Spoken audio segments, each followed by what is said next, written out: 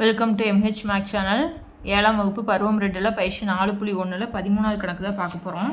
Question பாருங்கள். முக்கோணம் LMNஇல் MN ஆனது O வரை நீட்டிக்கப்பட்டுள்ளது. சரிங்களா? முக்கோணம் LMNஇல் MN ஆனது O வரை நீட்டிக்கப்பட்டுள்ளது.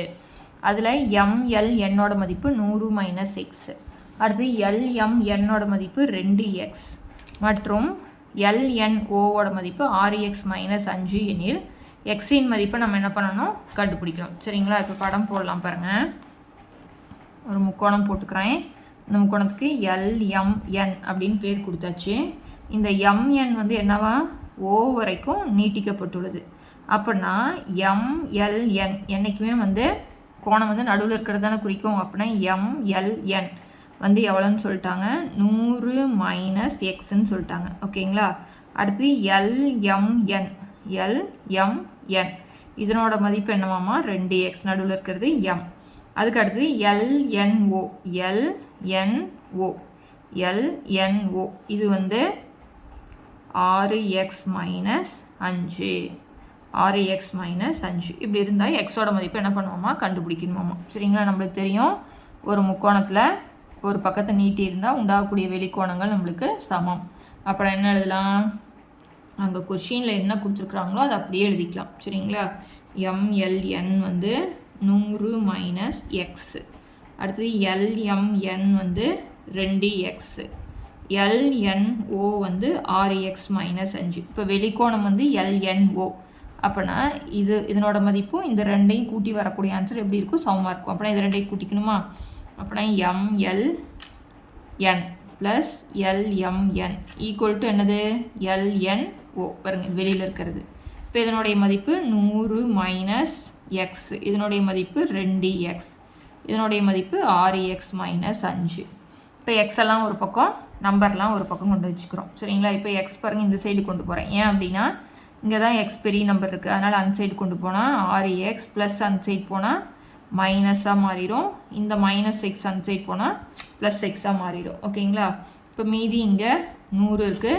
இந்த மைனஸ் இந்த சைடு வந்தால் ப்ளஸ்ஸாக மாறிடும். அப்புறம் 100 5 கூட்டினா நம்மளுக்கு 105. 6xல் 2x போயிடுச்சுன்னா 4x. 4xோட 1 என்ன பண்ணணும், கூட்டணும். அப்படின்னா 5x.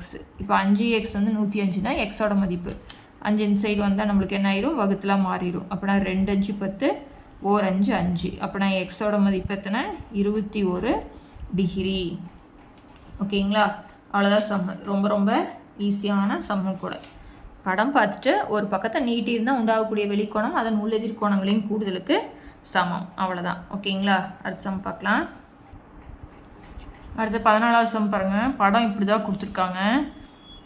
BAC இதில் வந்து A வந்து 65 டிகிரி கொடுத்துட்டாங்க.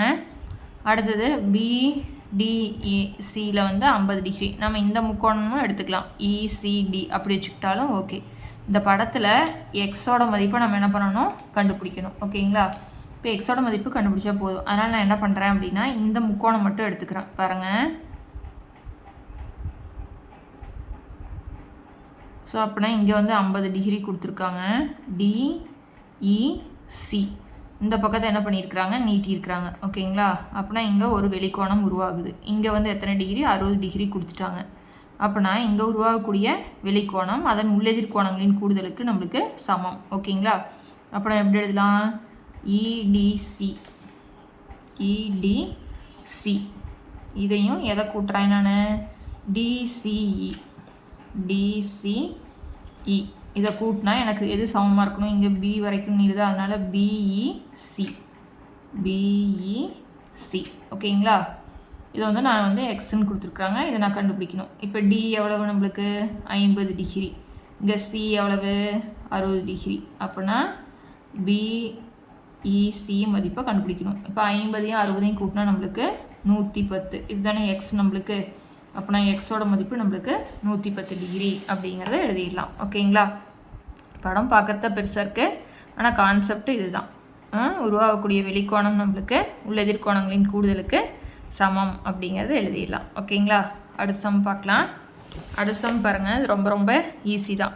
கொடுக்கப்பட்டுள்ள படத்தை பயன்படுத்தி எக்ஸின் மதிப்பை நம்ம என்ன பண்ணணும், கண்டுபிடிக்கணும். இப்போ பாருங்கள், பக்க அளவுகள் கொடுத்துட்டாங்க. இப்போ 3 பக்கமும் எப்படி இருக்குது, நம்மளுக்கு சமமாக இருக்குது. 3 பக்கமும் சமமாக இருந்தது அப்படின்னா அதனுடைய கோணங்களும் நம்மளுக்கு எப்படி இருக்கும், சமமாக இருக்கும். ஓகேங்களா? இப்போ ஒரு முக்கோணத்தின் 3 கோணங்களின் கூடுதல் நம்மளுக்கு என்னென்னு தெரியும், 180 டிகிரி. அப்படின்னா இந்த 3 கோணமும் நம்மளுக்கு எப்படி இருக்கும், சமமாக இருக்கும். அப்படின்னா இது 3மே எக்ஸ்ன்னு வச்சுக்கிட்டோம்னா நம்ம 3x = 180 டிகிரி அப்படின்னு வச்சுக்கிறோம். அப்படின்னா எக்ஸ் ஈக்குவல் டு 180/3. அப்படின்னா எக்ஸ் வந்து எத்தனை டிகிரி, 60 டிகிரி வந்துடும். அப்படின்னா இது எல்லாமே நம்மளுக்கு எத்தனை டிகிரி, 60 டிகிரி. ஓகேங்களா? இது 3மே எத்தனை டிகிரி, 60 டிகிரி. இப்போ இதில் ஒரு பக்கத்தை என்ன பண்ணியிருக்கிறாங்க, நீட்டி இருக்கிறாங்க. அப்படின்னா உருவாகக்கூடிய வெளிக்கோணம் அதன் உள்ளெதிர் கோணங்களின் கூடுதலுக்கு, இதை எடுத்துக்கூடாது, உள்ளெதிர் கோணங்களின் கூடுதலுக்கு சமம். ஓகேங்களா? அப்படின்னா 60 60 கூட்டினா நம்மளுக்கு 120. அப்படின்னா எக்ஸ் சமம் 120 டிகிரி. அவ்வளோதான் கொஷின். இப்படியும் வச்சுக்கலாம். இல்லை அப்படின்னா இந்த பக்கம் 60னா இது பாருங்கள் 180 வரணுமா, நேர்கோணம். அப்படின்னா 180ல் 60 கழிச்சா 120 கிடச்சிரும். அப்படியும் போட்டுக்கலாம்.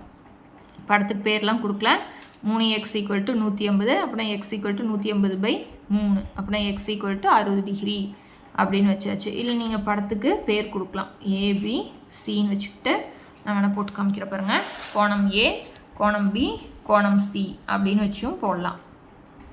ஈக்குவல் எத்தனை டிகிரி, 180. இது எல்லாமே நம்ம என்ன வச்சுக்கிறோம், எக்ஸ்ன்னு வச்சுக்கிறோம். ஏன்னா எல்லாமே ஒரே அளவு தான். அப்படின்னா 3x = 180. அப்படின்னா x = 180/3. எக்ஸோட மதிப்பு எத்தனை, 60 டிகிரி. எக்ஸோட மதிப்பு என்ன வந்துச்சு, 60 டிகிரி வந்துடுச்சு. ஓகேங்களா? அப்புறம் இன்னொரு அந்த எக்ஸ் கண்டுபிடிக்கணும் இல்லையா, வெளியில் இருக்கிற எக்ஸ் கண்டுபிடிக்கணும்னா அதனுடைய உள்ளெதிர் கோணங்களின் கூடுதலுக்கு சமம். அப்படின்னா 60 60 கூட்டினா நம்மளுக்கு 120. அப்படின்னா எக்ஸோட மதிப்பு நம்மளுக்கு 120 அப்படின்னு வச்சுக்கலாம். ஓகேங்களா? அவ்வளோதான் சம்மு. இந்த சம்மோட இந்த பயிற்சி முடியுது. அடுத்தது பயிற்சி பார்க்கணும், சேனலை சப்ஸ்கிரைப் பண்ணிக்கோங்க. தேங்க்யூ.